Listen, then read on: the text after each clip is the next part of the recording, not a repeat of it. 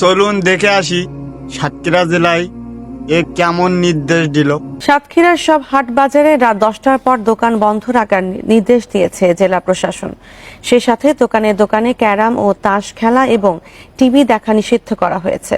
জেলা প্রশাসন বলছে, অপরাধ কমানোর পাশাপাশি পারিবারিক বন্ধন মজবুত রাখতে এই সিদ্ধান্ত। তবে এতে গ্রামীণ অর্থনীতিতে দীর্ঘস্থায়ী প্রভাবের শঙ্কা স্থানীয়দের।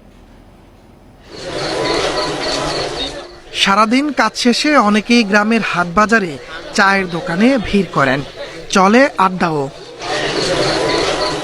সাতক্ষীরার গ্রামগুলোতে রাত 10টার পর এসব দোকান বন্ধ রাখার নির্দেশ দিয়েছে জেলা প্রশাসন। রোববার এক সভায় এই সিদ্ধান্ত নেওয়া হয়।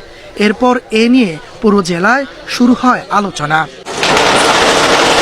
স্থানীয়রা বলছেন, দোকানপাট বন্ধ থাকায় ক্ষতির মুখে পড়বেন ব্যবসায়ীরা। সেই সাথে সামান্য বিনোদনের সুযোগ থেকেও বঞ্চিত হবেন গ্রামবাসী।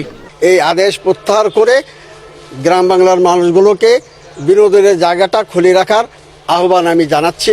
দোকানে বসে এই ফেজলামি করলে কেস কেমন হবে, অনেক কিছু দুর্ঘটনা ঘটবে। এটা যদি না করে তার জন্য সরকার আইন নির্দেশ করেছে যে আমি সকাল সকাল বাড়ি চলে যাই। নির্দেশে আমার প্রথম ভালো লাগে। তবে জেলা প্রশাসনের দাবি, এর মাধ্যমে পারিবারিক বন্ধন শক্ত হবে এবং অপরাধ প্রবণতা কমবে।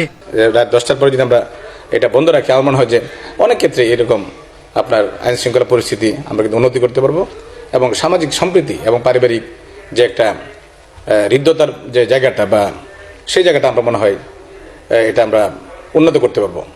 দোকানপাট বন্ধ থাকলে গ্রামীণ অর্থনীতিতে দীর্ঘস্থায়ী প্রভাব পড়বে শঙ্কা স্থানীয়দের। দোকানদাররা যেমন ক্ষতিগ্রস্ত হবে, তেমনি এই মানুষগুলো যারা ওখানে বসতো তাদেরও কোনো বিনোদনের কোনো স্থান নাই। তারা অর্থনৈতিকভাবে ক্ষতিগ্রস্ত হবে এবং তাদের মানসিকভাবেও তারা বিপর্যস্ত হবে। দুটি পৌর এলাকা ছাড়া জেলার সব এলাকায় এ নির্দেশ জারি করা হয়েছে।